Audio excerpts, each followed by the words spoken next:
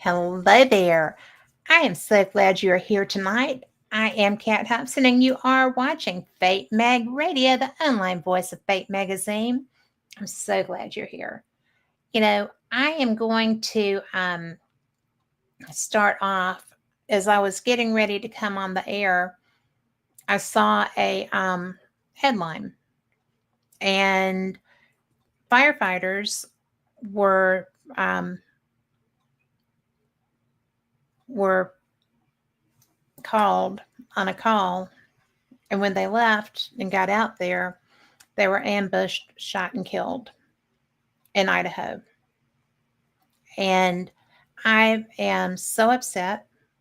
I can't believe something like that has happened. And I just want to say that I'm so sorry to those families.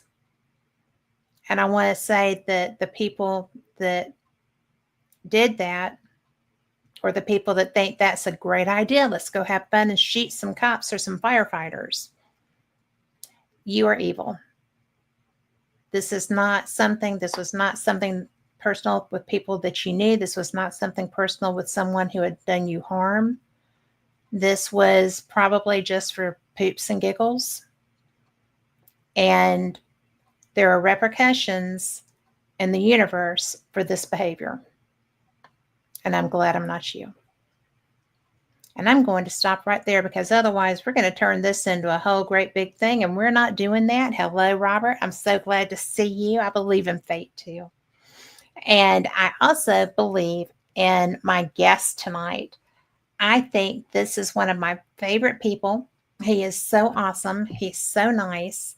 He is probably, and I know a lot of psychics, so I'm going to have to be careful here. But he is my favorite psychic that I've ever worked with and that I've met and interacted with. He's one of the nicest people on the planet. He is he's just really a nice man. He's an author. He has written so many books. He's a cook. He calls himself the fat psychic. He is not the fat psychic. Although if he eats enough of his cooking, he's going to be. And I just want to welcome Mark Fults, Mark Elliott Fults. Hey. Hey, howdy. Howdy. As we're both as Southern as corn. Yeah. And Lori says she's watching. Hey, Lori. So I am so glad you're here. Thank you for being here. Well, thank you for asking me. Well, I just love it when we get together. Sure. We have fun. I'm full of it today. So sorry. Sorry, y'all. He's sassy, guys. He is full of sass. I'm fat and sassy. There you go. You were so not fat. Oh, but I guess it helps sell books. It helps sell cookbooks. Lots of books. And, yes. You have been a psychic all of your life. And I think that's cool, because not everybody is aware and in tune with their abilities from the get-go. And I think it's interesting that you paid a hefty price for this too, but you've always done it. Always. Well, there's always a price to pay for anything. You pay a price to be yourself. True. Period. So if you're gonna pay it, you might as well invest in it. Because you're gonna be paying it anyway. Yeah, so, that's true. But I bet. I mean, before I was born, I remember where I was before I was born. So, and I don't think you've ever told me that.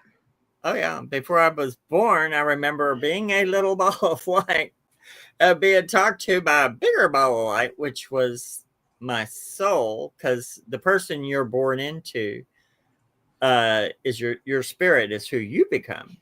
Mm-hmm. And so my soul was talking to me, and it was a big ball of light, and it was in a room, a white room, but we were whiter than the white room, and it was telling me what to expect, and I would be happy, and woo, there you go. then the next time I remember anything is when I was about 18 months old, and it clicked in, and boom, there I went. And so, and a lot of people believe, remember beforehand. It's just, and when I was 3 and 4 trying to tell my mother about it, she'd go, shh, shh, shh. So it was very funny. And it was very funny that they were very Christian, but I had a great grandmother who was a spiritualist. And so, I've had, and then a lot of them that were Masons and stuff like that. That's magic, ritual, Yes, it and all is. that stuff. So they deal with a lot of things. The 33rd degree is talking about, for Masonic, is each disc in your spine. Each one is a level. So, so there are always people so it's all related to, your spirit, your energy, and how you get in. And we just, as a culture, haven't accepted that, but other cultures have. I mean, in India, you go there, and yes, there are people whose children start telling them at 3 years old who they were and where they were, and they'll take them and meet the families that they used to know. So it's very common. But here it's not, so, but when I was about 6, it's not even close. not even close. And then when I was 6, I started having psychic experiences, and it freaked them out. And then, and when I was 11, everything started happening. So I found a way to turn it off, really, until I was about 16. And it just blew open, Was it puberty that did that? Puberty was during it. I was really, really psychic. I wish I could have not shut it down, but I had to, because the environment I was in, I was being highly abused at home, at school, and everywhere else, because I was getting beaten up all the time. And I just, that was the extra weirdness, because I was already weird. And I said, I just can't deal with this right now. So I was able to turn it down. And then, but when I hit 16 and had my first full-blown ghost experience at my grandmother's house when she died, then it's just been that ever since, Yeah. So, because I just accepted it and went, oh, well, whatever. And then I got fascinated with ghosts, and I've always been fascinated with ghosts. And then and psychic stuff and spooky stuff. I mean, even when I turned off my abilities, I was always fascinated. But I had to do it secretly. And so I was always fascinated. And I would have experiences, I just couldn't say them because of the environment I was in. And then when it kicked back in, it kicked in, and that was it, And then when I was older, landed on my head a few times, then dropped on my head, talked to the dead, and come back. It's still one of my favorite one of your sayings. So yeah, well, that's the truth. Because it's what happens is the pineal gland has a lot of magnetite in it, and when you get hit in the head or you have trauma, it shifts that magnetite, which affects your electromagnetic field, which is your aura. So when you have a head trauma or a death trauma, it shifts that magnetic field that you've got because of the magnetite. And I have this little scar right here. Yeah. From 7 years old. Yeah. Well, when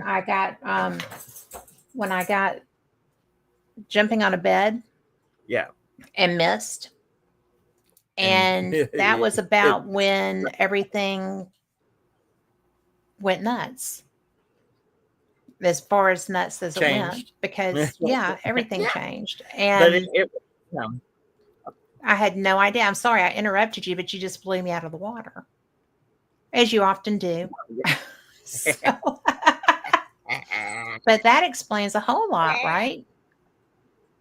That explains a whole lot. Well, I mean, I was telling my friend the other day, I've had at least 6 concussions in my life, right?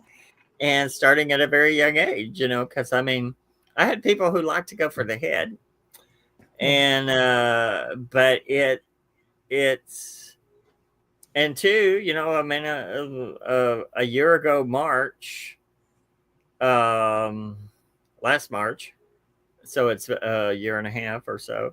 Yeah. I had passed out because I'd had hiccups for 9 days because I have Marfans, and that's one thing you go through sometimes. And the ninth day, I'd gone and got my shots, came back, and the muscles relaxed. But when they relaxed, I had this one big last hiccup, and it took all the air out of me. And I passed out in the bathroom door, and I just fell like a tree and landed on my neck on the edge of the tub. And for 6 months after that, it was hell on wheels. But I mean, I lived. I woke up with my hand in the toilet and went, "Oh, I'm alive." Yeah. I was worried more about my left hand in the toilet. I thought, "Oh, please let it be flushed. Please don't, please, no." And but So sorry. it really jumped my abilities up there. And so I thought, well, what That if, jumped your abilities up. yeah, I mean, know where your abilities were coming from. Good Lord, if they jumped up. oh, they Really? jumped up. They jumped up, honey. Oh my Jumped gosh. up. Since we did that thing we did at your thing, it has jumped up and Well, we gotten need to play crazy. together. Hmm? We need to Oh go yeah, find something to I want it. do. We should do something. Yes. I'm really good at doing. I mean, the channeling is really good right now. So, We need to find somewhere to do that. yeah, Because because I'm going to tell you, you blew me out of the water. Guys, this guy, a friend of mine had an issue at a property that he had just bought. We were dog park friends. This is the guy who went with me because Bo, my friend's dog, would not go in this house. There were, what, 4 row houses there? yep, And 2 of them were having stuff. All of them were, but we talked to 2. yeah, we got to And talk. Mark fixed the first one so that this poor dog could live in that house. And not when we got there, this dog was acting like it wanted to just die. Yeah. When we left there, that dog was skipping like a hippity doo dah. Yeah, And and then, actually, it came in yeah, there wagging its tail. where the When we spirit were had been. When the spirit had been, because we were pushing the spirit out, Hmm. and this dog who was laying there just comatose. I Yes. thought it was Miserable dog. miserable dog, and it came in happy, wagging its tail. I would like to know how the follow up on that is, so you have to find out for Well, me we can follow up on that. I will do that. But because also the spirit that had been in the first one, um was also Daisy was well, we said Daisy was the dog's name. yeah, But the one that we had gone to my friend's house was my first time being with Mark channeling or with anybody channeling, to be quite honest, and tripped me out. I mean, I've been a paranormal investigator for what? I've done this paranormal experience for 10 years. I was an investigator for like 4 or 5 before that. And then, never ever saw anything. And I've been with people that said that they could and they did not. But what blew me away the most was your physical transformation into the being, the person that you were channeling. I yeah. did not know that was a thing. And I was so shocked and a Well, little freaked out. and a little freaked out, and most people do get that way. But see, I love to do it. You're good at Uh, it. I have after all these decades, I have like a Teflon coating. So once I channel it, then I can. I mean, the last one I did not too long ago, the person was laughing because that was with one of the people was laughing because I disconnected so quickly. Well, I'm like, well, it's like a slide, honey. When they're out of me, they're out of me. I ain't keeping them, and they ain't I getting believe that. it. Yes. And because it's a Teflon coating.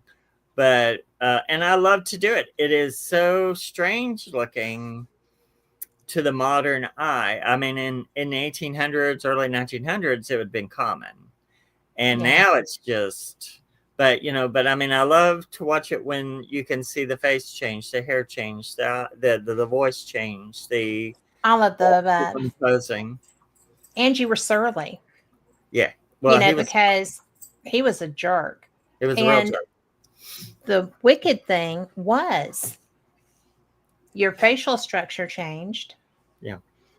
Your hair, and you do not, I mean, he just kept talking because your bangs were bothering him. Yeah. And then, and then he was such a schmuck because we're sitting there talking and, he's describing what he had been doing, what was going on with him. And he's like, well, and I'm not black. And I said, well, I didn't say you were. And he said, well, the pictures that they drew, I mean, Yeah. I'm not black. And I'm like, well, who drew your pictures? Well, they were in the post office. Yeah. And I said, well, why is your picture in the post office? And he said, that's nothing to you. That's not your business. And I said, did you kill somebody? And he was very saucy with me. He was a jerk. He was very jerky. He was a schmuck. He was the biggest jerk. And I was just so blown away because A, you would never talk to me like that. Yeah. B, your whole facial structure, your hair, everything was different. Your voice was different. And if I had not seen that, I don't know if I would have really I didn't understand what channeling was until then. I did not. And so I was just kind of like, okay. And the more I kept talking, the guy did not want to give information up, but ultimately we found out that he had dogs sicked on him. He hated dogs, hence the dogs. And there were dogs in each of the houses that we investigated, and the dogs were terrified of this person. Yes. And that's because the dogs had been set on him before, and he hates them.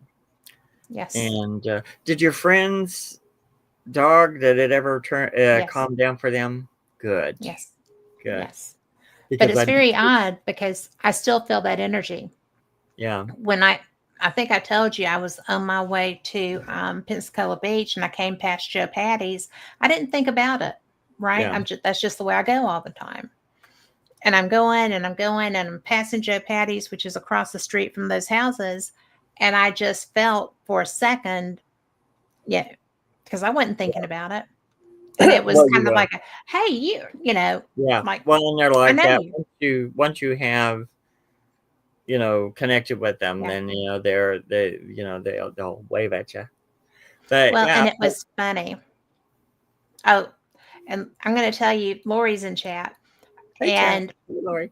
Something that we had discussed as we were getting ready, because we're sitting there, it's been going on 2 hours that you were channeling this guy. Yeah. And so I'm like, he didn't tell us how to bring him out. And Lori's like, we don't know how to do this. And I'm like, oh, nobody brings me out. I bring me out. But we didn't know that. We didn't know that. Right. Yeah. And so I'm just like, uh-oh. But I also know you, and I know that you would never put yourself in any kind of compromised situation. So I wasn't really worried about it, but it was different. It was different. Well, and see, I have it all preset so that, and if it turns into something too weird, then I can disconnect it right then. But when it's over, it's over. It's done. They're out. They're gone. So. Well, to me, it felt pretty weird. It is very weird, but, and I didn't expect to go there to do a channeling. Yeah. But when the spirits go do it, I do it, and then there it is. So, and like I said, I just did one not too long ago that was pretty dramatic. But it's not for everybody to watch. It's I mean, not. some people get freaked out, but it's one of the most ancient art forms. I mean, Yeah. to be able to be kind of the oracle, to be able to speak to the spirits in a safe and controlled way, and used to be done all the time. So it's just a Well, part of my life. it's cool though. I mean, I'm Yeah. sorry. I have other friends that have some of your abilities. I don't know anybody else like you. I really don't. Well, And the you're reason special. I'm a special K. The reason for that, I mean, I trained for stuff and I did all that, but when I was killed and came back from it, that kicked it in a different way. So when I came back from that, I tell people I can show you how to a certain point, but then it's up to you to take your stuff, but to take it to whatever level you're going to take it to. But I can say, when I was killed and came back, that gave me the extra thing. But Yeah. I can't suggest that to anybody. No, I Uh, think I'll opt don't out of suggest that it. particular process. I don't. But I don't that's suggest that particular process, but and you it know, is. that's something that we didn't really touch on. You mentioned it a couple of What? times. Oh well. And because Robert in chat doesn't know you, and so and others listening won't too, but because you literally died. Oh yeah, and I know a lot of them. The people who have heard it and are like, "Oh yeah, we know this story. He's told us before." I'm sorry if you've heard it before, but it's such a pivotal thing in my life. It's where everything comes from Yes. because I died when I was 30. I was attacked in a random act of violence. When I went to the hospital and got in there, and everything started settling in, and I started dying, and they put me in a room to die, quit feeding me, quit Yeah. giving me everything, let me starve to death because they think that's humane. And which is, we're coming up on July. If you go in the hospital in July, it's training month. So if you know anyone in the hospital in July, they are training, they are practicing. That's when the death rate goes. So if you have someone in the hospital, be very, very vigilant. Because to them, it's school. But if they get an F on their paper, you die. So, Yeah. you have to really be on them. But That's anyway, important information. because I found out, and they were super shocked when I lived. But I had a wonderful near-death experience, and two of them, when I started dying, Yeah. and this is an interesting thing. Sin Schrader Hill is doing a book about this stuff. She's about to release a book right now that has near-death experiences, angel experiences, people's near-death. And so she's doing that. I just did some illustrations for her. Hi, Sin, how are you doing? And until we've done some books like Shades of Angels and Yeah. have a lot of these stories.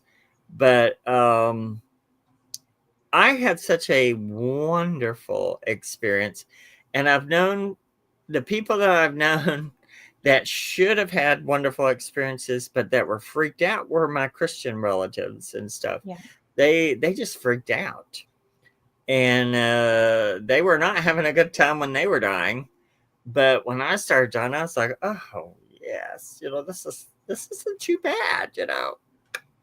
And I mean, I was freaked out, but it was still cool. Well, your living had been kind of rough. My living, my dying, it was all rough, Yeah. and it wasn't going to get easier when I came back. But the death experience changed it, and everything I got to see when I was at the edge of it is what I'm doing the psychic worm stitch, which I'm working on Right. right now. So in a few months, that should be out. I'm ready. And I am too. I'm ready to get this stuff out. You thought that cookbook was something. I can write about the universe easier than I can do the cookbook. I believe it. That cookbook. Woo! But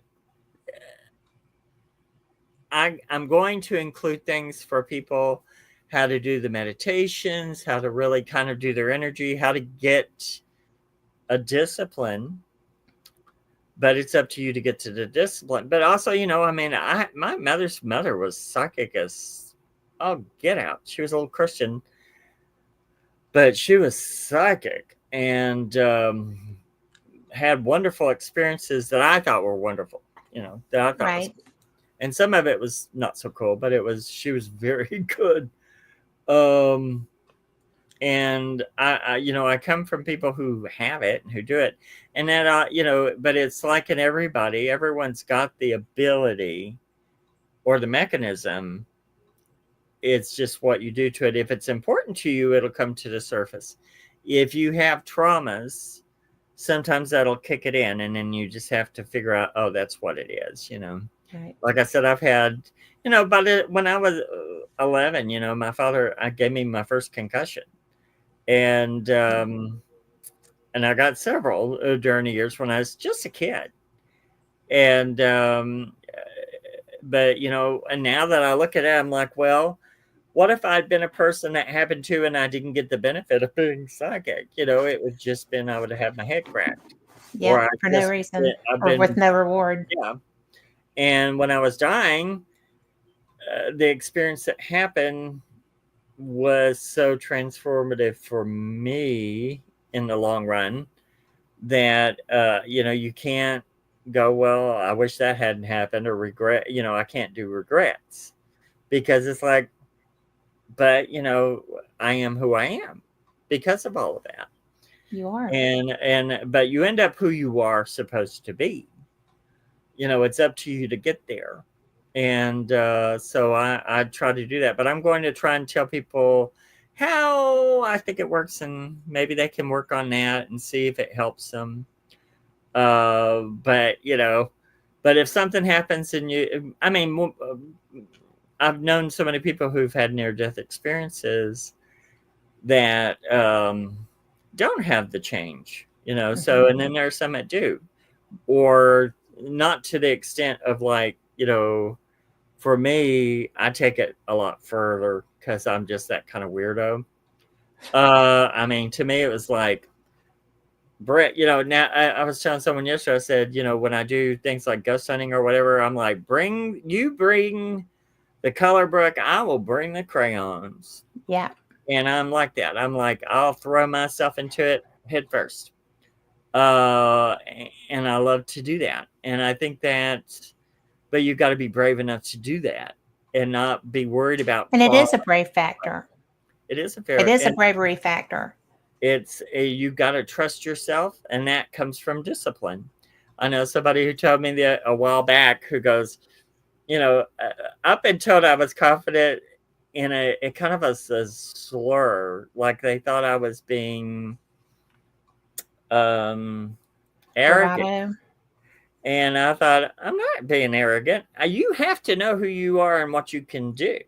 Yeah. I don't have the ego like other people, and it's been good for me to be poor all my life, because money is an okay thing, but it's great to have to live, but it's not my end all be all.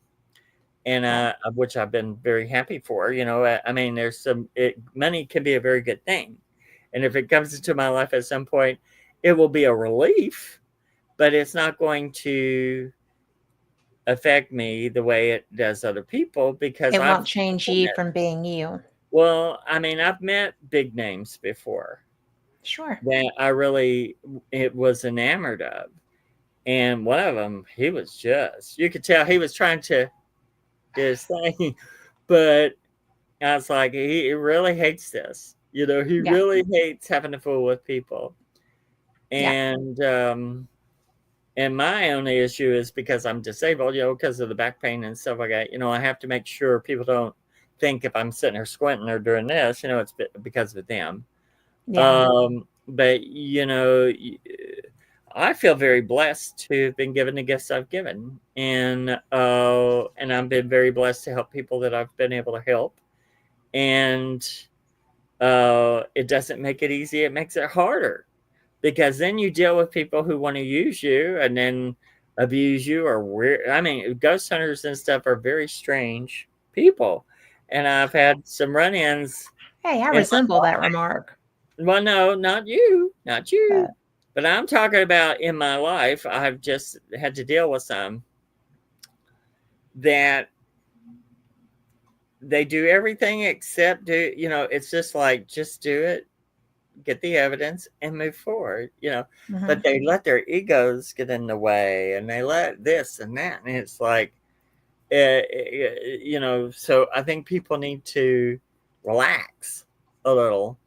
Um, Everyone seems so hungry to be something, to be a star, to have a shoe, to have a thing, and it's like, just, if you have good work, the money will come, the Yeah. everything else will fall in place. So do the work. Yeah. And so I try to teach people, don't let the ego get in the way. Because when the ego gets in the way, it's never good. You have to know who you are and what you can do, because that's your tools. And if you don't know your tools, then how can you use them? And if you can't use them, how Yeah. can you teach other people to use them? And how And can you help people with them? and to help people with them. And that's pretty much what I am. I'm a helper and a teacher. But Mhm. but somebody would thought I was arrogant because I was being confident. And I was like, how is being confident a bad thing? Idiot. So, There are a so lot of people who are intimidated by confidence, they and I'm going to. they are. And that, to me, that's another thing. It's like, I don't get that. Insecurity. Yeah. So to me, it's like, no, no, no, no. If you want to do this stuff, if you want to be psychic, if you want to do ghosts, if you want to do all of it, do it, but do it ethically. Do it without boundaries, as far as just go in there and figure it out safely. And, Well, um, and you know, those boundaries. Those lack of boundaries are like not my thing. Right? yes, I know. I mean, Well, I'm. yeah, but I mean, you got to be reasonable. You can Yeah. say, "Oh, I ain't doing that," but there, look at that. Yeah. And not be afraid, but don't be stupid. And but when That's I do always sound channeling, advice. well, when I do channeling, a lot of people freak out over that, and I'm like, but you're safe while I'm Yeah. doing it. It's not about you. It's contained. And when it's done, baby, that thing is gone.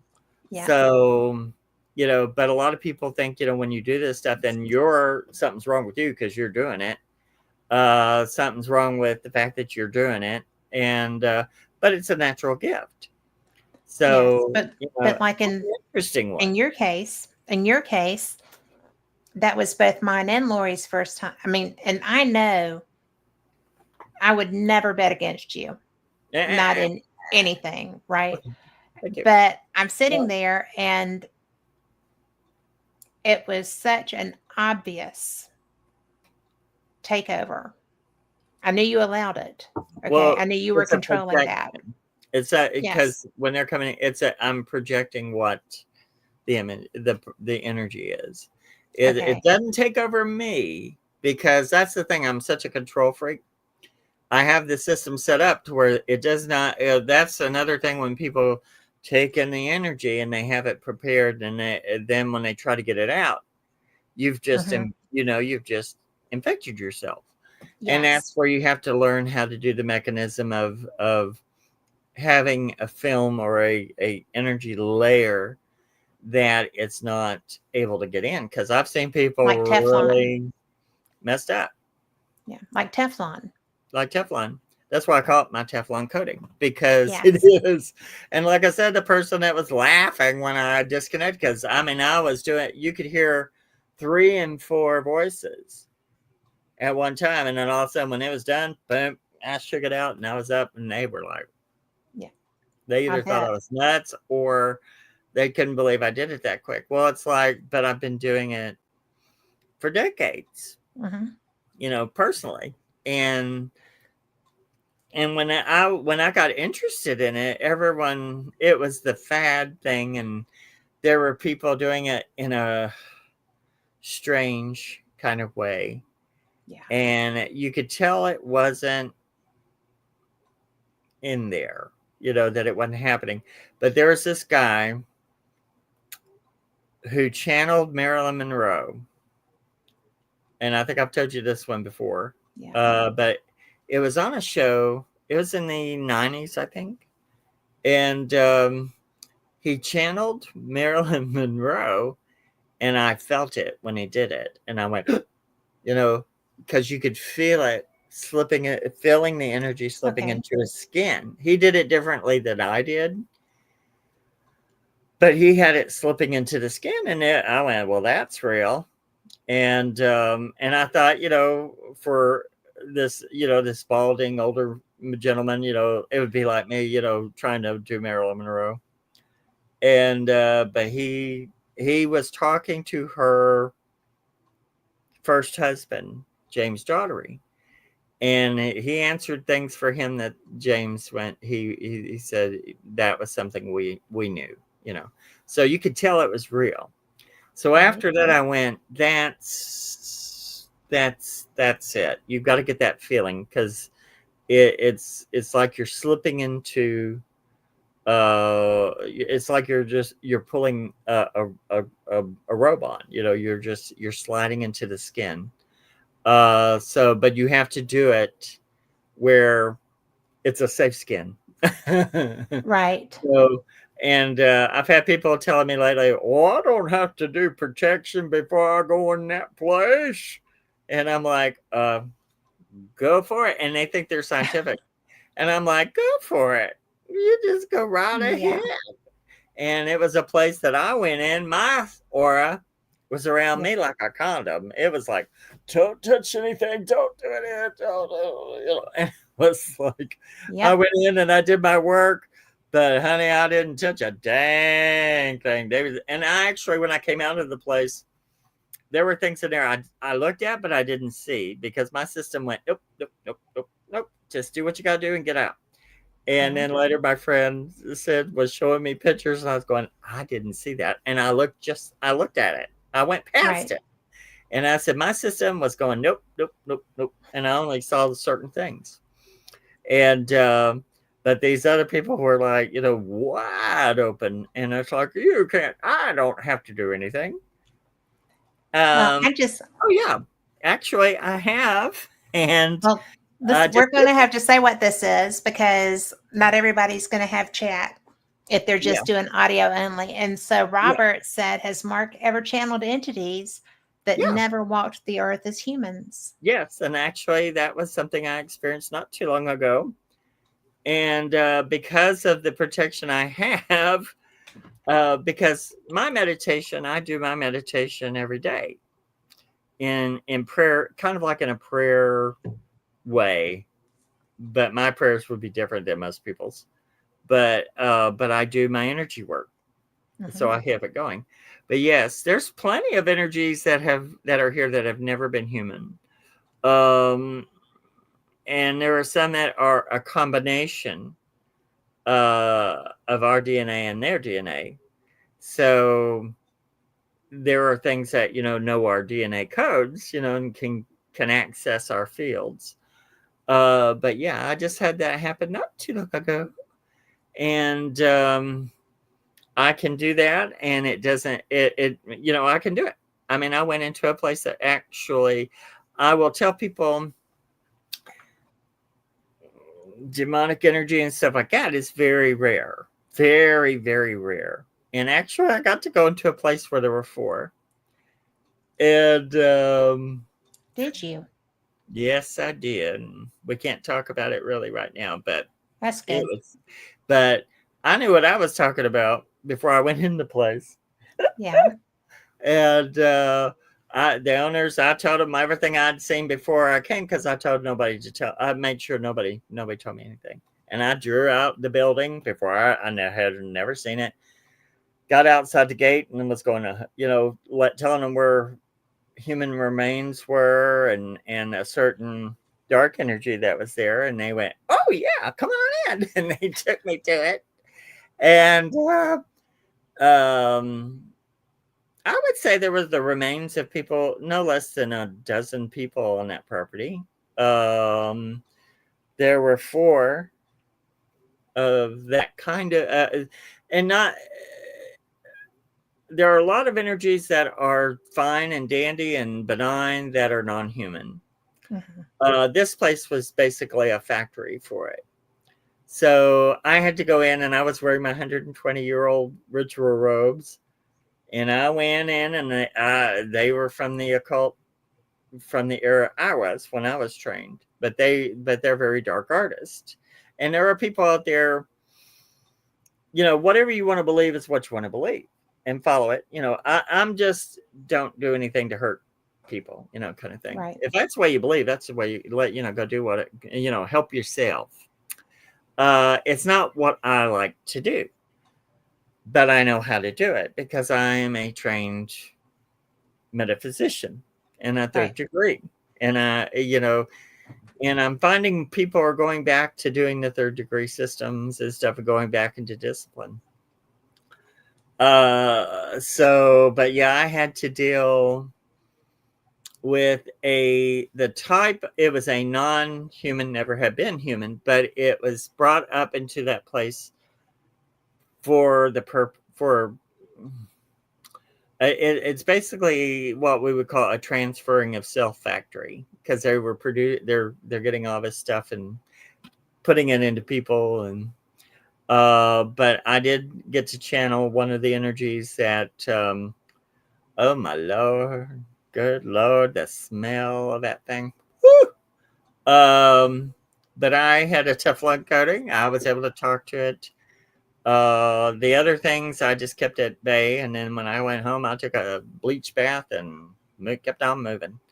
But I can communicate with other energies because we're only one level of energies and frequencies and beings. There are, if you think about dimensional layers, dimensions are made every year. So each year, the dimensions, as they're getting older, they get a little heavier and they're pulled. It's like, and in the forest, all the living things, when they die or transition, they turn into soil and into oil. And the dimensions we're in right now will get heavy and turn oil, and they turn into soil, into oil, and then they get pulled into the center of the earth because of the magnetism. Then the heat of the center of the earth purifies it, vibrates it, and then it comes, it recycles, and then you get fresh dimensions made out of the old dimensions. So it's like we have fresh dimension out here, and as it gets older every year, and you're passing through new layers of dimensions every year, really 2 times a year. And all of the stuff that was in the dimension you're in the level you're in, eventually elements of that get pulled down and transitioned to soil or food or thought. And some of it is like thinking energy, but there's all sorts of thinking things out there that have never been human. There are elementals, there are all sorts of stuff, there are spirits, there are and just because something is made out of dark material doesn't mean it's negative. It just means it's just made up, it's just functions differently, because a lot of the things that feed off of the elementals are feeding off of the soil and the oil and the energy that's come down there to that level. They feed off of that. So sometimes their plasma is a little darker and a little thicker. But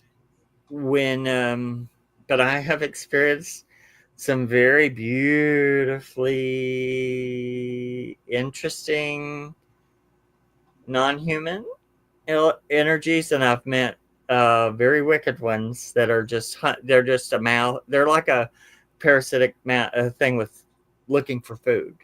And Right. people through Hunters. ritual, and people who bring things from the oil, from the soil and oil deeper levels, and bring them up into our level. You've just taken those darker energies from their food source. So when they come Mhm. into our level, then they have to learn how to eat around us. And so that's when, you start getting the things that like to scare people. And if you get scared, you put out thermal heat so it can Yeah. absorb the thermal heat. It can access look at your aura, and if your aura is damaged or down, or it can work on you to, break you down, kind of thing. And it's all about food. And it's not as much about a spiritual thing as it's food. Now they can, and there are types like the one I just experienced not too long ago. It was a type that is definitely brought in and put into a lot of energy is neutral until you apply the energy to it. And this Mhm. place was made to be a fear factory. And so, because if you're afraid and you feed it, everything was made to feed it. So, Well, um, then I so have a question about that. yeah, maybe you If have it it. did people did people make this fear factory intentionally in order to create the negativity that would be a danger to other people? Oh yeah, I can't talk about it very much right now. Well, We'll that's talk about okay. it behind the thing because I Yeah, don't. Because people want to get attracted to those things and they want to go to it and they go, oh, where it is, or where it is, where it is, and I don't want to feed it, you know. absolutely. But I Well, I have have to tell another my question friends about. where they sure, Okay, because I was on an investigation years ago, yeah, and this guy that should not have been doing any of the stuff that we were yeah, doing, but anyway, he was there, and so the person whose home we were in had a lot of stuff going on, and the EMF coming off her was a 7.8. wow, So on my meters, right? So anyway, I actually called the person that designed the software I was using and said, "What is up with this?" He was like, "Oh, if it's not a pacemaker or a TENS unit, you yeah, got something going on there and you should be careful." Right. So hey, anyway, we're outside and this guy, I mean, just I don't know if I've told you this or not, but this guy is doing like a Reiki cleaning on this woman, mm-hmm. right? And so I had my back to them and I felt something just slap my elbow and it felt like, those little prickly pears like chestnuts live Yeah, in. It felt like a chestnut ball hit my elbow. And ooh, I turned around and I'm like, "What are you doing?" And I see him just yeah, throwing. And I had to come apart and a cat fit like few people have seen. And so I went home and I called another friend of mine and said, "Look, this has happened. It's still attached to me. I can't get between it and I need help. I yeah, can't do this." And she was like, "Oh, well, but you're going to have to do, cleansing soaks. You're going to have to get that arm into the tub." yep, And so, and I follow instructions when it's not yeah. something I Oh, know about and somebody does. I follow directions. you have to. And so, but yeah, this guy was just throwing energy off of this woman that was having these issues and just slinging it everywhere, not throwing it to the ground. And I was just Yeah, like, "What are you yeah. doing?" Oh, He was Robert, I slinging it. love He you. wasn't throwing. He wasn't being careful where he was throwing it. No, he did not know. He And he should not really have should been have doing that. grounded it. He should have grounded it and Yeah. sent it into a kind of a filtering it, Yeah. not slinging it out where someone else could pick it up. You Yes. know, And uh, and that's well, a lot of so, people that do energy work. Some of the most sick people I know are energy workers because they yeah. pick up too much stuff, and it's Well, like they expose themselves. Yeah. It's like they don't know how to deal with what they're Yeah. coming in contact with. And Mm. you have to protect yourself. Yes. And you have And to learn how to filter, filter, filter, filter. mhm, Because if you don't, you just, you'll get it. You'll get what you're yeah, taking off of somebody else. And it's not yeah, your karma. It's not your thing. So then all of a sudden you're taking on someone else's karma yeah. because you're And pulling it out of them. And yeah. so you have to be careful. It's not, and it's a technique. It's Well, it whether or is, not he but meant to do it to you. The thing is, did he mean to do it, or was he no, he just just doing it? didn't know. I Well, mean, which is when you don't do it. which is You when you know? don't do it, and so Yeah. that's just accidental. Well, Uh, yeah, it's very angering though. yeah, but I was and that's frustrated. I wasn't angry, I was frustrated. frustrating. But Yeah, well, because it hurt for one thing, and I knew what it was for another. yeah, And, I'm sitting there seeing the issues that this woman is having. And I mean, this was stuff that she had picked up over time. I mean, she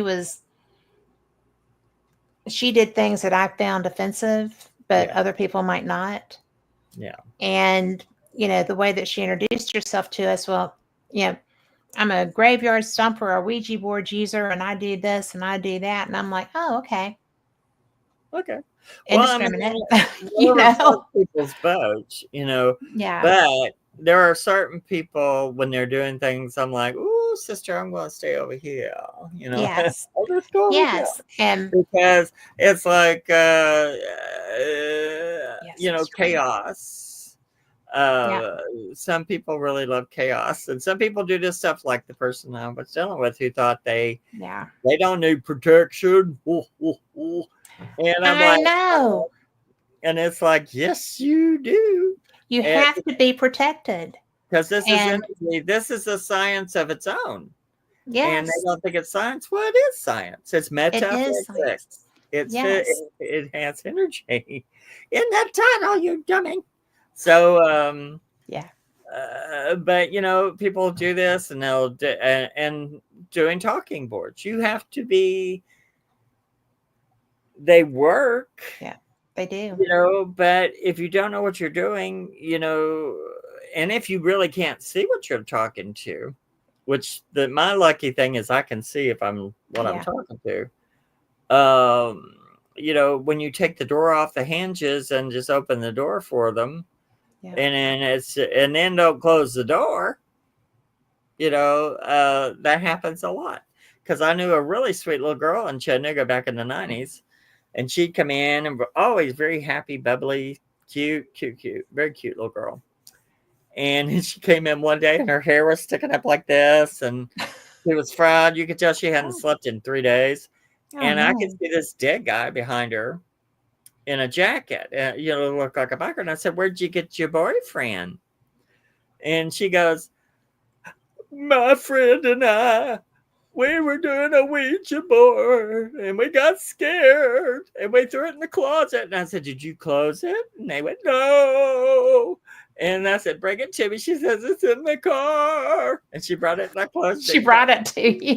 Yes, and I closed it and got it rid of it because Yeah. he walked right in with her, and he was dead, and he was real close to her aura.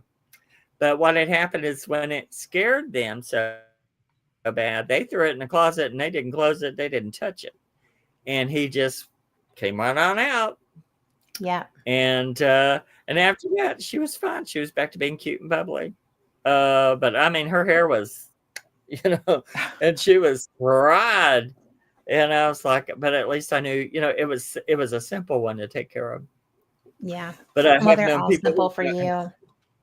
but I have known some that have not been so lucky, So, and I've known people who've been possessed. I know very few, but I've known one that it ended in them getting decapitated. So, What? and that's how the spirit got out. So I can't tell that story out here all the way. But I will tell you, they got decapitated. by a refrigerator. Yes. With no sharp edges. With what? Refrigerators don't have sharp edges. Well, no, they were hauling it around in their car. And Oh, this was okay. a special person. I can't really tell the whole story of the person because it's really crazy. But they were very crafty, and they had gotten possessed. The last time I'd seen them, when they would talk to you, when it would click in, her eyes were very hazel. But when they would talk to you, and the energy would come in, the eye would turn black from the center out, and then she would start talking in a foreign accent. She was but she was quite the character. But she wanted to go to Florida and spend a couple of months and get over this. You know, she was getting over it. And she had cut the top of her car, because she was a mechanic, and cut the top of her Volkswagen, and she was staying in a campground, and she had a air conditioner on blocks inside her tent, and she kept her refrigerator in her car, and she'd been possessed probably about 4 or 5 months. And but she ran through a light, hit somebody, and she was hauling the refrigerator in her car, and it went forward and cut her head off. Oh, And then the spirit got out and went to the next one. So, whoa. Yeah. So, I've seen it. If it were anybody but you that told me that, It would be hard to swallow. I would not swallow it. I mean, let me tell you what. When I would sit there and talk to Michelle, and it would go click, and her personality, everything had changed. So, she was very damaged. yeah. She was very pitiful, but she's very damaged, and very funny. Wow. I mean, but toward the end, she was so mean. Toward the end, I was trying to be nice to her, but she was mean to everybody at the end. But she was getting over it. It was getting better. And I think it just was like, I can't do anything else in here. And so she got decapitated, and it went out. And are they trapped? Are they trapped in that body when there's a possession going on? I thought they could come and go. Well, some of them, it depends upon the energy. That one was able to get out. There are some of them that will stay in the body and eat the decomposition. There are some that will go to the dry place, which is sometimes the graveyard, or the cavities in the bodies, and just eat decomposition and stuff until they can find somewhere to go, or they'll find somewhere to be. And that not necessarily just that kind of energy, but I have had a few experiences with that kind of energy, very rarely. Yeah. And that was a rare one. I mean, that was so obvious that it was. Well, it wasn't trying to hide. Oh, well. And, but she was something else. But when that happened, I thought, well, it didn't surprise me that it was so dramatic. But that's who that person was. She was really something else. When she was not that way, she was very sweet. She'd kill for you. But when she was in that state, oof, just terrible. And but she was getting past it, and that's why I found somewhere else. And that happened, and then that was the end of that. But there are some of them, they find places to be, and after that, then and then some of them just go back into the energy level they came from, and then they just transition into something else. And then there's other ones that people pull up through ritual, and they get a new life, they get a new form, they get a new energy chance, so and it depends on what it is. When you say they pull them up through ritual and they're getting a fresh chance, do they become their own entity, or do they need a vessel? Depends. It's not, I mean, there's many different things.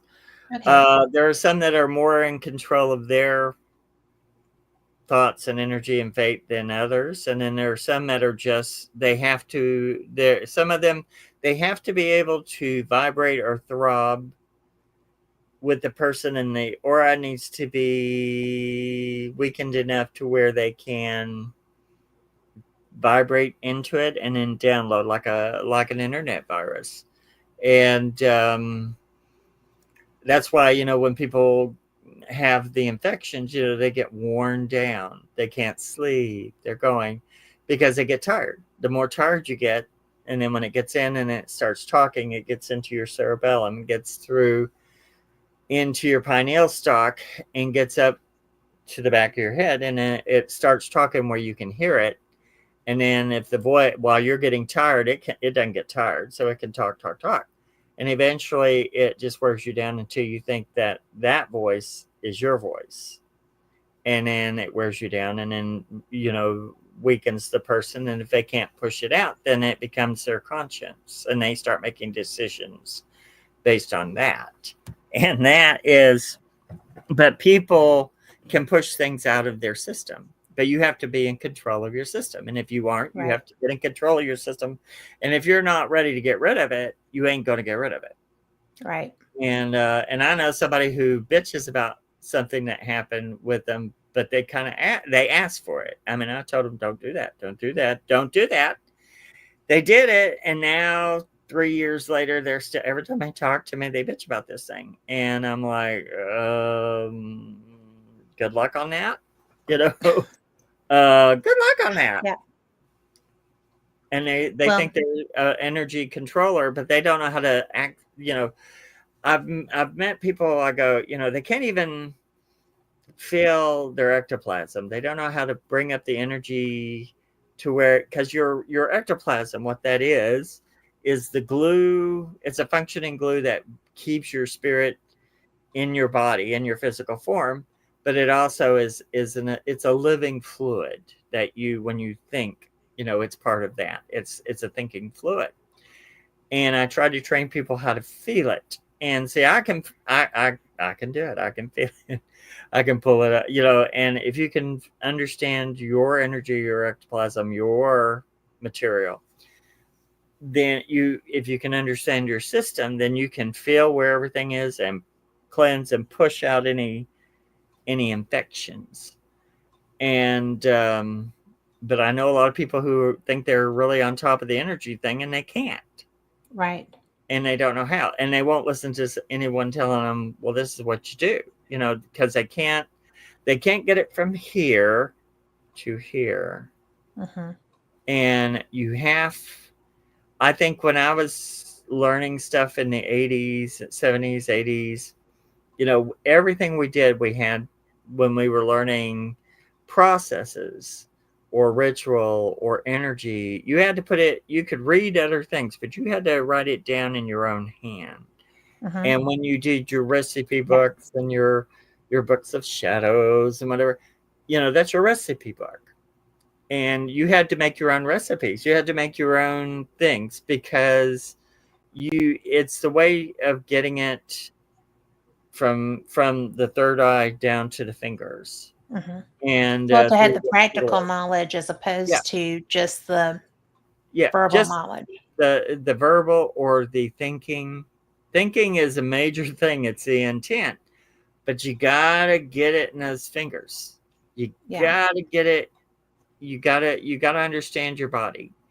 And I'm finding a lot of people who, it's very hard to focus, and it's very hard to do meditation, and it's real hard to understand their body. But then they're doing energy work.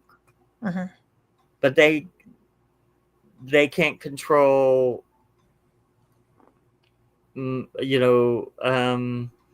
basic meditation. So they need to go reset, learn a good meditation that you really feel, Mm-hmm. and then go from that. But a lot of people, they're doing magic, and they're doing ritual, and they're doing energy work, but they really don't know themselves. And that's part of the process. I think you have to learn because we're full of minerals, we're dirt. Yes. When we die, there is not a way to really, I mean, there are mummies on this earth, but there is no way for us to preserve ourselves perfectly after we die. I mean, they may find a mummy and say, oh, they're perfect, they're beautiful, but they're dead, they look dead, they've decomposed somewhat. Yes. We cannot stop decomposition, because as soon as our body dies and the spirit transition, the body goes into, it's very alive with decomposition. It goes, all right, now we don't need that, let's turn this on, and and it begins to Yeah. turn back into dirt, back into soil, Which is the back. natural process. And then when it turns, it becomes dark energy later, because it gets broken down and becomes soil and becomes, but we've kept ourselves away from it, by putting ourselves in metal boxes, pickled in juice that doesn't do anything except poison the earth. And, but you have to understand who you are, your basic earthiness, and how to access your energy, how to feel your energy, how to direct from here into here. Mm-hmm. And because when you're getting it from here to your fingers, you're having to go from here through the pineal gland, through the pineal stalk, through the cerebellum, through down into the chakras, down into the arm, down into, you have to understand your electrical system. And that just comes from practice. Some people have it natural, some people don't. But I see a lot of people practicing stuff that they don't know how to control, basic stuff, and then they're calling things in that are for entertainment purposes, and or just scare people. And then when it's over, it's like, all right, I'm done. Well, it's not done. It's not done. And you've brought something into your sphere that it's looking for food. It's looking for a way to live, and you've taken it out of its food source where it was. And you So become that food source. you can, yes, and the people around you and your pets, and it can become, people getting sick, animals dying, people dying, depending upon what it is. Sometimes you just get irritating energies that bug the crap out of you. So, and out of ritual, sometimes, it's like little fractals happen. I've seen people doing ritual, and it's like sparks out of a thing. It'll be like little fractal shadow people things. Yeah. And I can tell when I'm in a house with those, because it's just like these little wild shadows you see everywhere. They're just everywhere. They're little sparks of things, but they're not conscious in the way we think of conscious. They just know enough how to feed, how to do. It's an awareness, right? Yeah. More than because when you do energy, say if you don't understand that you can put your consciousness into something, and you're doing ritual or intent or thought, you can overextend your DNA basically and put it into energy that might have been neutral, but now you've given it a little bit of thought. And the basic energies are the need to feed, the need to think, so if you give them a little bit of your DNA has a little bit of your thought in it, because we get the DNA from other people, and we get their thoughts that was in our gene pool. We don't only get their eye color, hair color, skin color, we get their thoughts. So same thing with energy beings, you extend yourself too much and you give them consciousness, and then they're on their own. If they can figure out how to do the basics, then they can live for a long time, because if they know how to eat. And people are the same way, as long as they can eat, they can go a long time. True that. And if you starve them out, then, they go away. If you put food out for your cats outside, 12 will appear, show up. So, it's the same thing. That's true. So it's the same thing. If something can feed. Robert said like a tulpa. Yeah. I mean, there's always very different degrees of everything because the thing I've dealt with a while back was something it was from the area like it from Israel. So it was Middle Easternish kind of thing. And I pretty much just talked to the American spirits. But there are, and there are very degrees. I mean, I have seen and met energies that they look pretty damn scary, but they were harmless, just Right. harmless. Elementals can be Elementals can very look weird. scary. They're very weird, and I've seen one that was really weird, but the face was beautiful and it's spooky, beautiful, Was it a beautiful. human-esque face? Well, I've done a lot of black-eyed kids. Yeah. Well, there are a lot of when I think of black-eyed kids, I know you have your own meaning for it. When I've known psychotic kids who have shark eyes, that when you look in their eyes, there is nothing there, and that's a special one. But like my friend Michelle, when she was having her energy thing, her eyes would turn total black. So black doesn't necessarily mean negative, because black as a color is a combination of everything. It absorbs. And Mhm. like in witchcraft, if you want to learn something, you put black on because black absorbs. Absorbs I heat, didn't know that absorbs was why. information. And if you go to a funeral, don't wear black.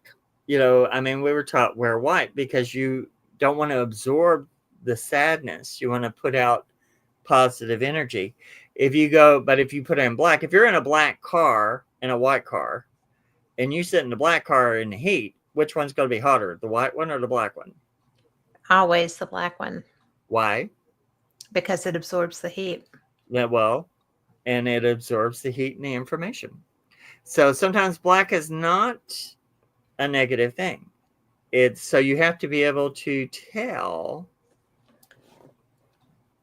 you have to be able to assess. And using your aura is a CAT scan. So you have to have that in good order, protecting so you don't absorb whatever you're looking at. But if you have an in working protected aura and you get around something, it will tell you what it is. Because it will scan its aura and you'll know information. Is Um, that how you do that? that's how, yeah, pretty much for a lot of it. Because you're really good at that. Well, but my aura has been working overtime for a long time. Um, One of the most fascinating things I ever did, it was I kind of was sorry I did it when I did it when I in the 80s, but I worked for my aunt, We so regret a lot of stuff from the 80s, Mark. honey, So, oh, I except for some of that clothing. I wish I still had some of that clothing. yeah, Um, Not that hair, but yeah, the clothing. yeah. But I lived in a place. My aunt's place was really bad because someone had got when they in between moving and coming back, they had rented out their house, and this person had done ritual up in the attic, but she was a self-styled whatever. And when she left it running, and so their house was crazy, and I was fascinated. And I was still trying at that time. I was in my 20s. I was trying to get over my fear. I still had the jump scare thing. I Hmm. thought I got to get over that. So I went and lived in her attic for about a year.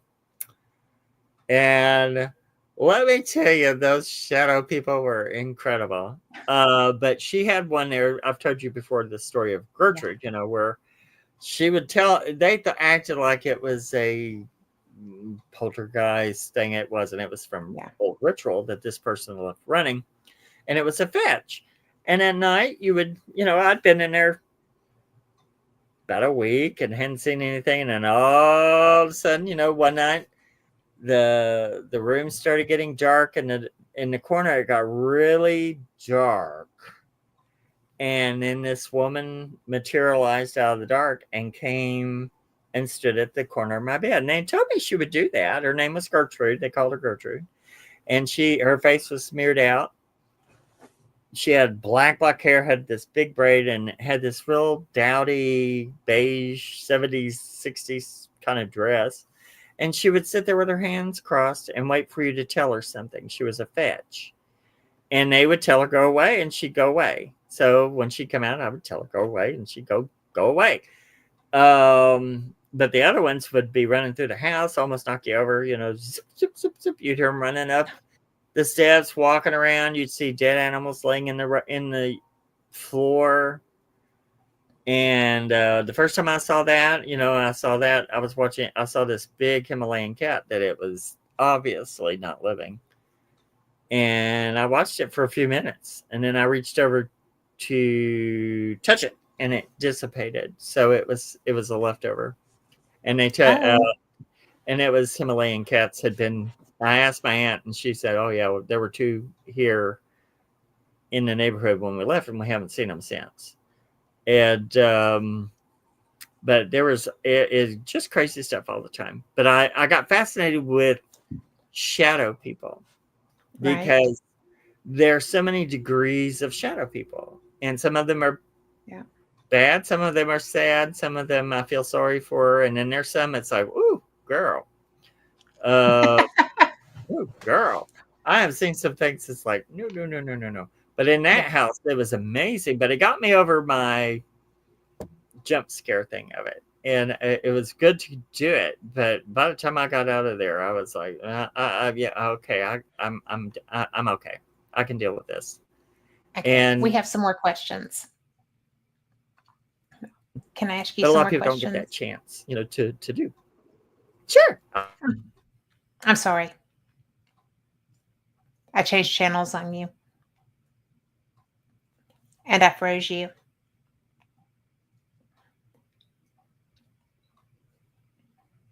I have shocked Mark. So I'm going to text him and tell him to log out and log back in. And we're going to talk some about the things that he's got going on here.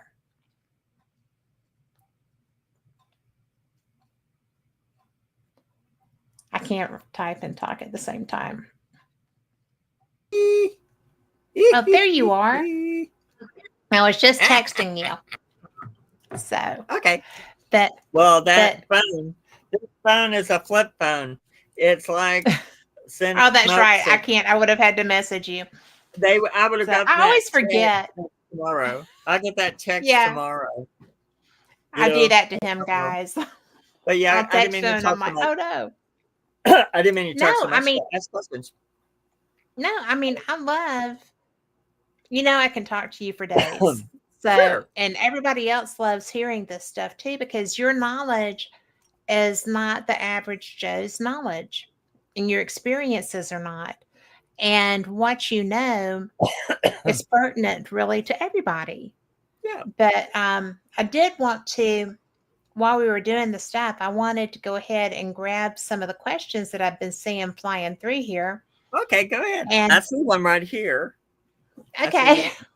I see that one. So go ahead. That's one of the ones that I wanted to touch base on, because, if you're doing cremation, I had been curious about this myself. So, and for those just listening, yeah.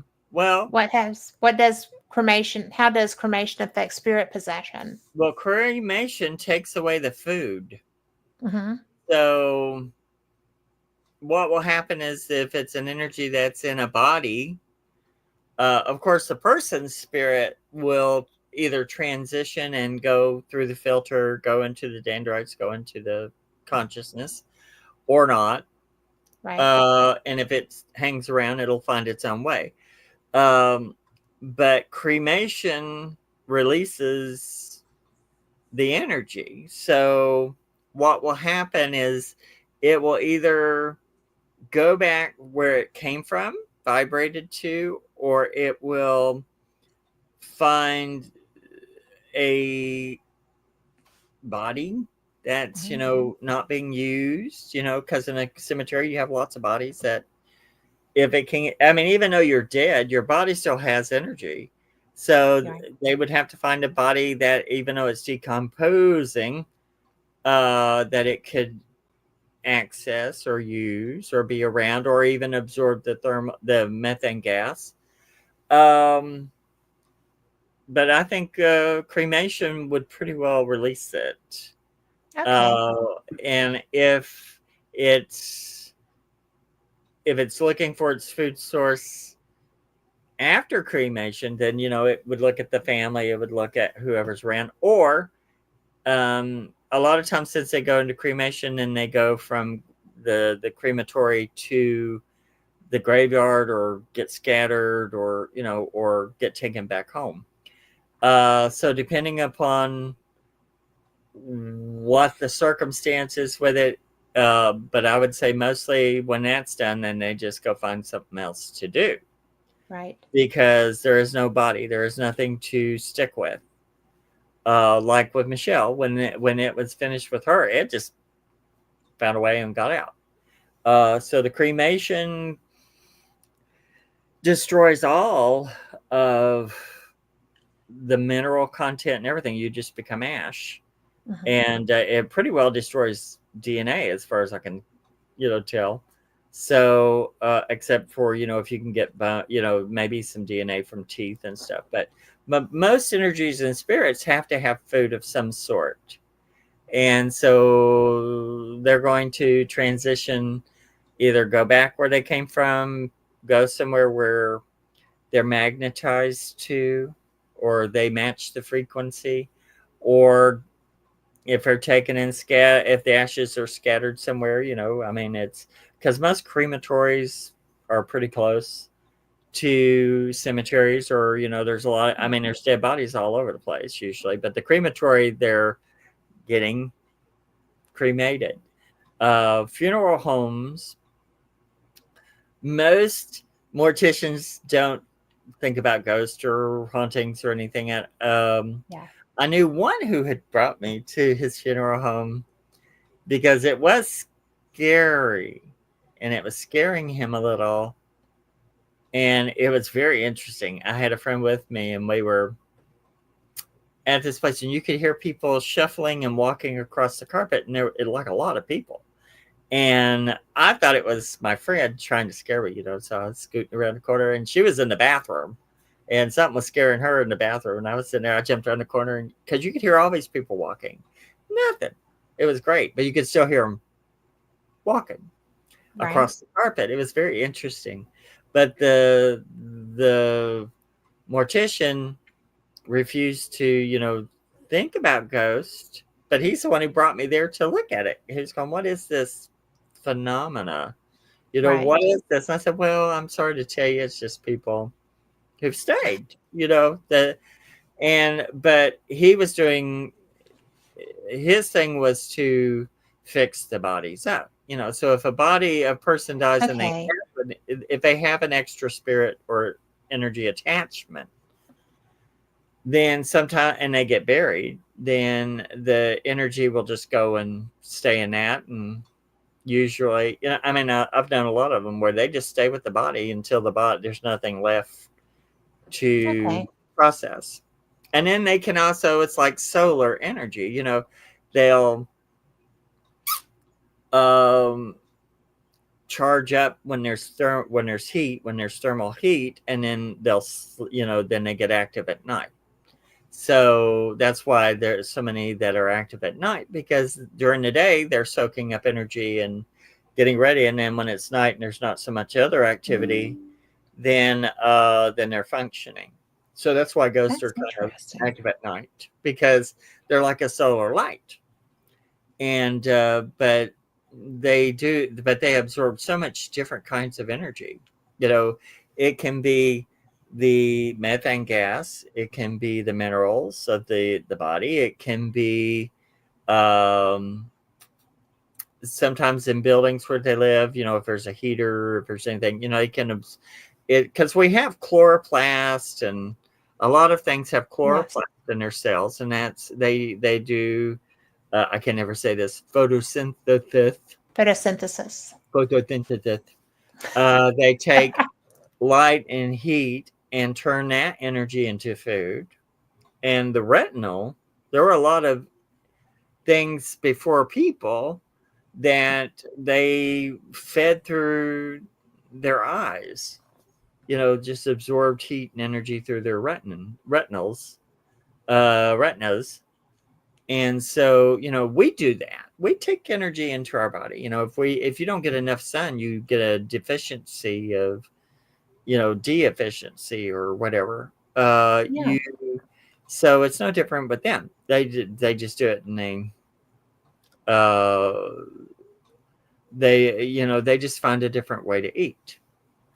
That's so cool.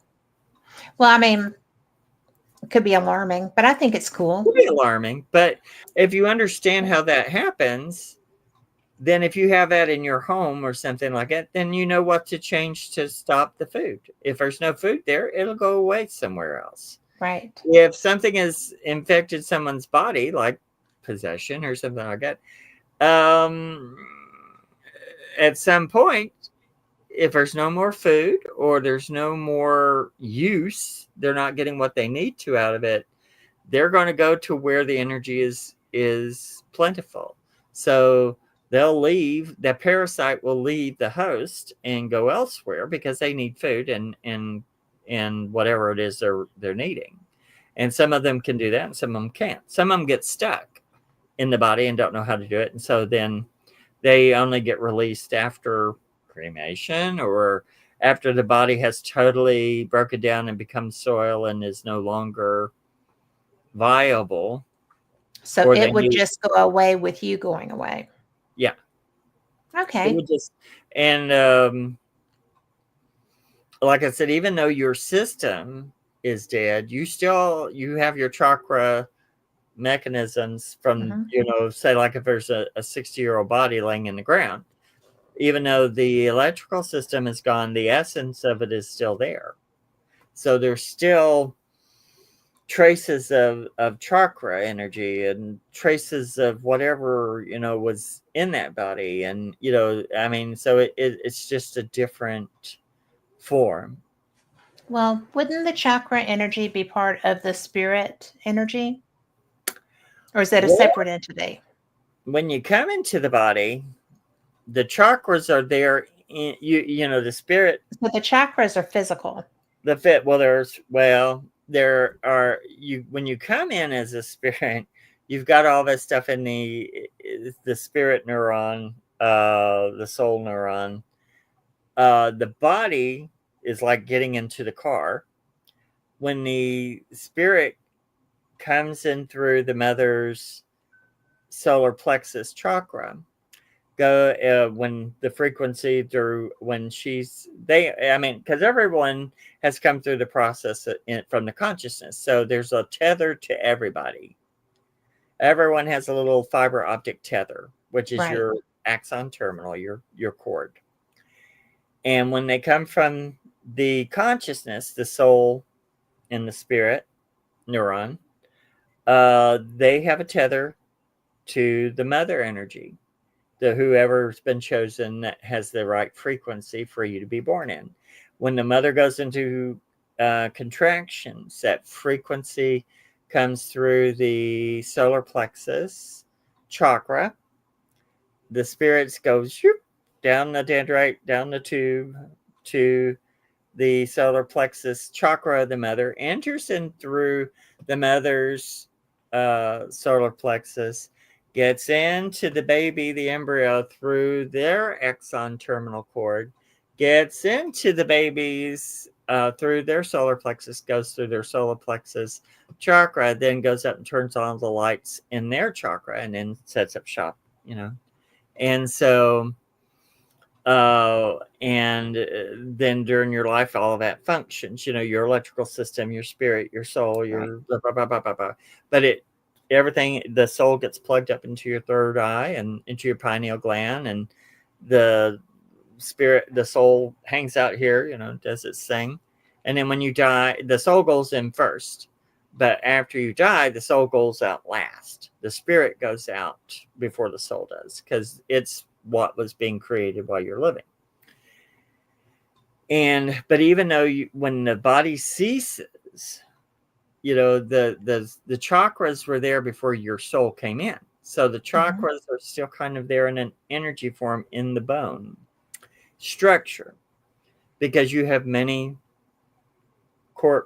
you have many body forms, many chakra forms, and there's several layers. The soul and the spirit are different. You have your plasma body, you have your soul, and your spirit are different than the plasma body that is containing all of your information while you're living. And so when you die, a lot of times the spirit and the soul may go on, and what's haunting is the personality, because the personality is who you were. Your spirit has created the personality who is you in this life. But when you die, at some point, it goes back to soul energy. It filters out, and the soul goes back with the information of what you learned in this life. But what you developed while you're alive, maybe the personality may be so strong, and the physical, that is its own physical self. And so some hauntings are not always soul and spirit stuff. It can be the personality that was so Okay. I've seen some that I thought that Right. that was the case, but it Yeah. wasn't something I knew was a possibility. So that explains a There's lot for me. many, many, many little layers. Yeah. And so the body, when the body is dying, the body isn't really dead. The body starts decomposition. Like, it's like, all right, we're going to do this. All right, we're going to do that. And then there's a process that happens for everybody pretty much. But all of the electrical stuff that was developed in your body, it's kind of still there in an essence. So spirits and Okay. energies, Yeah. it's like if you go into a house, the person is gone, but the electrical system is still available. So if they move into a dead body, it's like if you move into a derelict house that happens to have some electricity and you know how to turn it on, then you can still access some of that functioning. So the body, until it really goes, then it still has some kind of energy and electrical stuff. And but like I said, it's like, even though the light may be gone, the person and everything's gone, the building was already there when you moved in. Yeah. So that stuff is still there, and some energies can still access some of that enough to set up home and eat and live and be comfortable and be safe until something else happens, or Yeah. they just, if they can't transition out of it, if they don't know how to eat anymore, or they get to where they can't, eventually they'll get absorbed into the energy around them, and then they'll just be processed into something else. That's so cool. And it's like You're such spirits. a font of you're just such a font of information. I've been dropped on my head, talk to the dead. Why should I I not be? know, it's so cool. But it's it's not anything, it's not earth-shattering stuff. It's just but it's interesting to me, It's Well, interesting to me because we think of ourselves, when that's dead, when someone's dead, we think of it, well, that body's just totally dead. It's going to, but the body turns, and see, dark energy breaks down the body and stuff, or the bodies, or the plant life and all that. When it dies, it gets broken down. It has to be turned into food for the earth. yes. And Well, the it becomes fluid, one with the earth, right? yeah, well, and then the fluids, which turn into oils and stuff eventually, that goes around like your engine Mhm. in your car. If you don't put in oil, it'll crack. So the oil protects the outer crust from the heated center. So all the energies that all the life forms that turned into oil, that keeps the earth from cracking. And we And then pull we it, go and dig them out. we dig it out So, and put it in our cars, and then we wonder why the earth is cracking, because yeah, that was its natural coolant. yeah, But it came from living things that are no longer living, but it's not dead. All of that's not dead. It's like the plants. If you plant a flower and it's reaching up into the light, it has to put its roots into the soil. Well, what was the soil? It was living things yeah. that have turned into a different thing. So we Organic become, matter. and some of it is thinking material. Yeah, You know, all of this stuff that's in your body is DNA.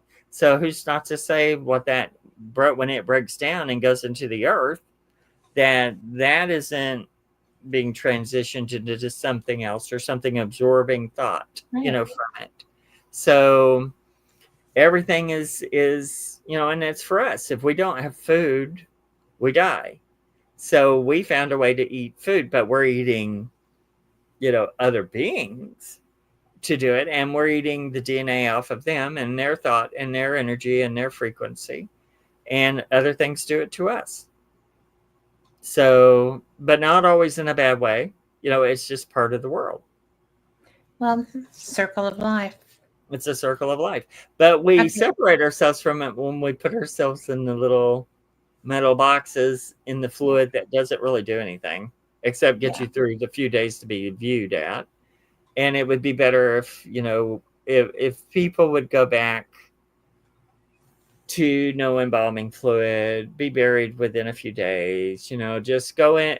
And I've seen green cemeteries. I would love to have been able to have a green cemetery, where you can plant a tree or a bush as your tombstone, and you let everything go back. You can be, I've seen people buried in the most beautiful wicker caskets, and they just go back to the earth, or even a cardboard box. I've seen people buried in cardboard boxes, but they can't be embalmed, you know. So, but right. they go right back to the earth. And I thought, well, that's what we always used to do, you know, and that's what we need to get back to. I think we've separated ourselves so much from it, and it's no wonder why we can't understand the basic Yeah. processes around us. Well, The exactly. We've just taken ourselves out of nature, almost all of our natural, yeah, everything natural. everything But natural, I and have, we're afraid because of we're it. gonna, yes, yes, which is really sad because it's natural. But I have to go to this question that Robert has. Okay. Okay. But this was when he had asked about, have you ever channeled entities that never walked the earth as human? And then he came back to and then we're going to go back towards skinwalker stuff. But Sure. anyway, he was like, man in black entities believed to be non-human in origin seem to attack humans in their solar plexus chakra. Uh-huh. So Well, the that's reason, what, okay, well, go ahead. Go but ahead. yeah, and he had just put men in black, and I'm like, yes, this is the question. But because you do experience just about everything that there is to experience, because That's you right. are trained to recognize energy. You are trained to understand things that I personally struggle with. And you educate me a lot. And I appreciate that because, I just do. But I've always wondered about this because you do know a lot about everything. Men in black I don't entities. know a lot about everything. I You know know a lot about a lot. I know enough for me what I need. Now, when he keeps Yeah. asking about a tulpa, see, I've heard the term. I'm not quite sure what the tulpa term is because I don't keep up with everything Right. that's out there right now, but I need to. Um, but the thing you were saying about the solar plexus, see, we have an axon terminal, which is our silver cord, which is connects us to our solar plexus. Mhm. because that's where your umbilical cord is. But that's where your energy tether is. And then when you die, you follow that tether back to the consciousness. And all of the information you've got all your life is downloading into that little cord. So when you were asking about, something about the, spirits will try to access you through your solar plexus from the front, because that's where our information comes in and gets processed. It comes in your gut, so you get a gut feeling. The Men in Black, that is there's many degrees of that. There's shadow people. I've seen the man in the hat derby thing. And here's the thing. In my aunt's house, the last thing that happened to me back when I was in my 20s, and this is what got me going, okay, we got to get a grip on our energy field, so that doesn't happen again. But because her house was an open portal, because the person had opened a circle and left it running when they left, and that was just, and they wouldn't let me close it. They didn't want to think about that. They thought, well, that's evil, that's magic stuff. But they were letting this stuff all the stuff running through the house obviously was not magic. No. And the last thing that happened to me in the house, my cousin Judy, their daughter, they went to Florida, and she came to stay with me because we were watching her husband's stepdad, my aunt's stepdad. Husband's stepdad, excuse me. So Judy came in, and we were ghost hunting. She was put a recorder down, and you could hear something go, Judy. Her name was Judy, and you'd hear this metallic thing calling her, and it freaked her out. So she wanted me to sleep in the room where she was sleeping because she was freaked out, and she came there to be freaked out, but she was freaked out. And so they had a big one of those 4-poster bed things, and there was a dresser next to it, and there was a space in between the bed and the dresser. And I made a pallet and a floor, and she went to sleep real quick, and I was laying in there, trying to go to sleep. And at the foot of where I was at the foot of the bed and the foot of the dresser, it looked like a cutout of a man with a black hat. Really? Now what? Now, this was my first experience with this.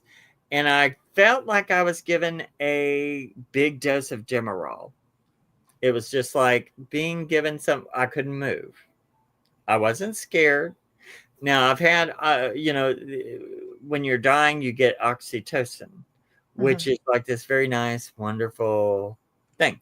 But this was like getting a big dose of Demerol. It was just like, so you can't move. And so the black figure standing there, and out of the center of it, and it looked like a cutout. It looked like a guy with a fedora.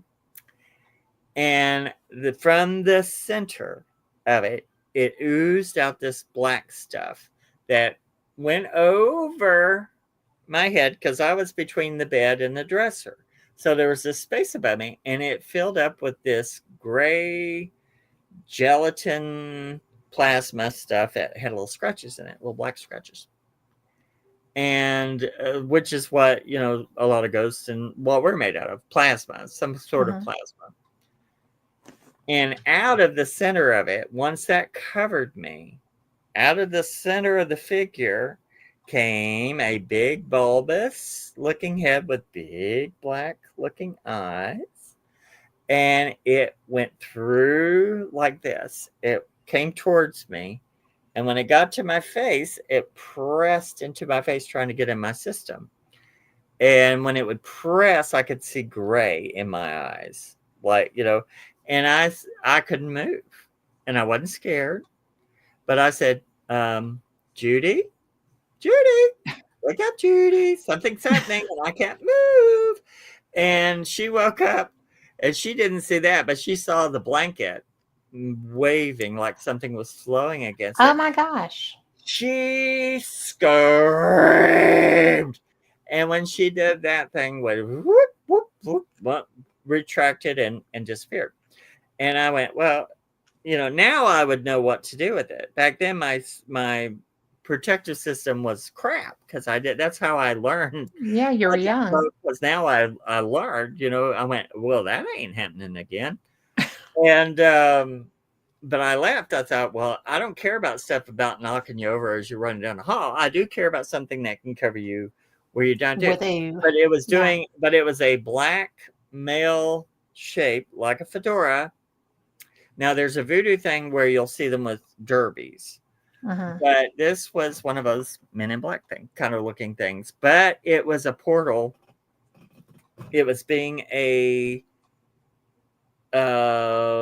delivery system for the gray thing with the big eyes, So it was a spirit of that coming through, but using the human looking thing to be used as the access. That's much more upsetting than like the UFO guy, Men in Black.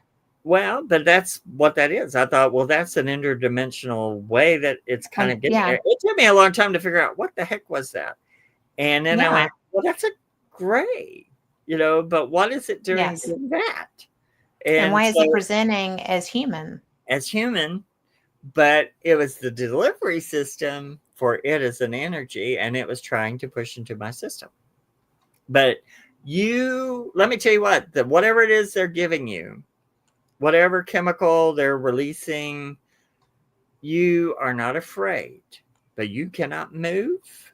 You can talk, but you cannot move. Thank God. And I thought, well, this is what happens to people, I think, when they do, when they're being, and that may be, but it was like an interdimensional thing. But it took me a long time to process it. I thought, well, what the hell was that? And it took me until I got older, and and that was years before I got murdered and everything.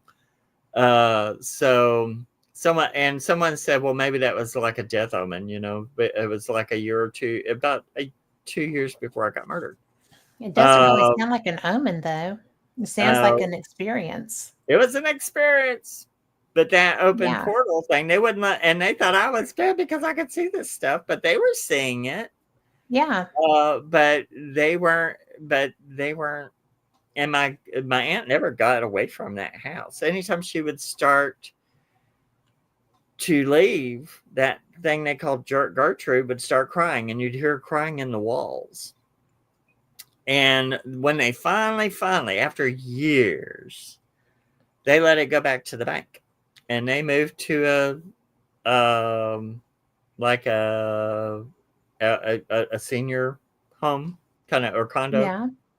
And within a year, my aunt was she was getting sick. She didn't know why, and she was coming down her hallway, and she tripped and fell and pulled the TV on top of her, and she had to go to the hospital. Well, it turned out she had cancer in her lungs, and within a week she was dead. So she didn't get away from the house very far. Yeah. But a lot of that kind of energy will turn you into, cancer and leukemia, because it eats your blood cells. So they got away from it, but not real far. But that thing, that was the only time I know of that happening in that house. But that was the first time when I'd seen what looked like a shadow person which was being used as a dimensional delivery system for something else. So that was interesting. But it looked like the Man in Black. It's fedora, black, just looked like a cutout. But that stuff it's made out of, which dimensional walls are made out of some of the same stuff. You look at it, it looks like gray jelly with little scratches, like little marmalade. If you've ever seen marmalade, it's like marmalade, but it's little black scratches, and it's like jelly. It's real strange. Well, some of the it didn't have a texture. Okay. I mean, I didn't feel the material, but when it covered it, it was like, when I got the whatever it is whatever they do to paralyze you. whatever they're doing, whether they're instigating that from inside your body or they're exuding it before they ooze over you or whatever they're doing, you don't have the sensation of feeling it going, because when it was pushing into my face, I could feel a little bit, Right. but it's a very interesting. I thought, what would that stuff, whatever they use for the paralyzing, it makes you feel good because you're not afraid, you Well, it's know. probably a lot like some of that medicine that they've developed now that you can have surgery and you don't move. Yeah, But as long as you're not it's conscious. that's Woo! actually really interesting to me because some of the descriptions that I've heard about, like the men in black who are relevant to UFO scenarios, are distorted. Yeah. The features are distorted. Some of the imagery that I've seen, in fact, Well, a guy, Graham Barker, was talking about this stuff in his book. It's the first Men in Black research I was yeah. ever doing was going back to his stuff. And he's talking about these beings, but they're really not, their features are not well defined. Mm-mm.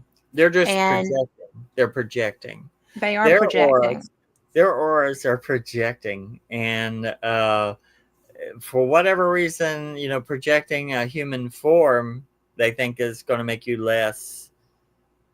It's going to make the food less scared. Yeah. The target But less. it doesn't really work like that because Yeah. now people, since that period, I guess the 30s to 40s, Yeah. um, people know about them because Yeah. that legend is legion. I mean, it's Yeah. everywhere, but it's happened enough that I mean, it's not like Black Eyed Kids, which I think is a whole different thing. But what Yeah. do you think? We've got 10 minutes. What do you think about Black Eyed Kids? Now, when y'all are talking black eyed kids, now I've seen lots of people with the element of black eyes, or Mm, things, or like I said, the people who are psychotic that just look like shark eyes. yeah. Now, when y'all are saying black eyed kids, what are you referring to? I may know Like them as the something. like the mythological. I mean, the kids that show up at people's doorsteps trying to get into the house, if you let them in, then it's Oh, kind of like, yeah, they're not really people, kind of right. thing. Yeah, yeah, yeah. Everything is possible. Because I've experienced weird things, so it's not the thing that I've experienced with the dark eyes stuff, of course, is, mostly spirit stuff or people with the spirit stuff going on in them. The place that I dealt with, well, this is a good example, maybe, but this place that I was at, that's I call it the bad place, because it's a bad place. It's an energy trap. Uh, when I was talking to the Middle Eastern energy that they have contained within a doll, which is the transferring of self mechanism. When I was channeling it, they have what they call water babies in this place. Now, I didn't hear the whole story of it. My friend did. She understood what they were saying. But it was like these children energy. It was a bullshit story, what he was pushing. What they really were, I mean, I recognized one of them when I saw it. But he was calling them water babies to make it like they are. It wasn't really what they were. Yeah. But they're very dark hair, very dark eyed, very pale skinned. But when I was doing Yeah. the channeling of the Middle Eastern spirit, which it was in the process of telling me, it was like, I want out of here. I'm going to catch a bus and get out of here, you know. And it was wanting the person to come, it was looking for someone to get the hell out of there. Hmm. And when I was channeling it, I had on my 120-year-old velvet robe, and we're sitting there, and even though the place is dark, this little 2 foot, it looked like it was made out of onyx, but it was child sized, but it wasn't a child. But all of those things that I saw there had the dark eyes, had the very, very black hair, very, very pale, almost grayish skin. It's just because the blue, there's not enough oxygen, so their skin, what's in their system is the blood is blue, because they don't get enough oxygen, Right. and because they're feeding on something else, And while I'm doing the channeling, this little 2 foot thing with a little, like a toddler arm, I felt something pull my robe, and I looked, and it was tugging at my clothes. And this little, tiny, skinny black arm reaches up to grab my hand, like, grabbing at me like a child does when it's trying to get its mother's attention. Mm-hmm. I was trying to get the other people to look at it. I don't know if they did or didn't. But I was like, looking. But those were very black-eyed. They didn't have any black in their eyes. But those, he was calling them water babies. The spirits of unborn children who are looking to be reborn or to be born into life. They were children. He was saying this big thing about them. But the ones that were there, they had big black eyes, long black hair. Even the ones that didn't have long black hair, they had the very, very bluish, palish skin, big black eyes, no white in the eyes whatsoever. And almost, if you watch like The Grudge and things like that, I was like, really? This is what they look like? But they kind of look like that. They were just, they didn't look Caucasian at all, but they had very, very, very dark, very dark. Okay. And so I have experienced a little bit of that. Well, I'm just going to tell you that now I'm going to have nightmares. So, honey, if I told you some of the stories I've been through, I know. You would really I know some of your stories, and they all freak me out. They don't really freak me out because I would. Well, some of this stuff would be. It's going to make a great movie. I told Sin, I said, "All right, I don't know who you're going to pick to play you, but I want Brad Pitt." There you go. That would be fun. Eternal evil. So no, that would be fun because he could probably pull that off. Oh, please. Find the hunchback next door. Because I'm hunchback and broken down. I'm like, who are you going to have play you? Yeah. Well, we are just about out of time. Will you come back? Sure. Anytime. Because this is so much fun for me. And I learned so much every conversation that we have. And I just love getting to share you because you do know so much about something. I know. And, I know about when I know about it, I know about it. But if I don't know, say like the term tulpa, I'll have to look that up because it's been so long. I can't remember exactly. If I don't know exactly what he's talking about, I have to find out. I have to refresh my brain because I have been dropped on my head a few times. So I'll. Well, by the way, Robert said, "While I have you both, love this show." I knew he would love you. Oh, well, thank you. Thank you. Thank you for the questions. They were great questions. They were great questions. And next time I come on, I will know I will refresh myself on the topa. But the black-eyed children, I have experienced it. But actually, I experienced one about a month and a half ago. But it was freaky. You're going to have to tell me that, but we can't do it on the air because we've got like 15 seconds.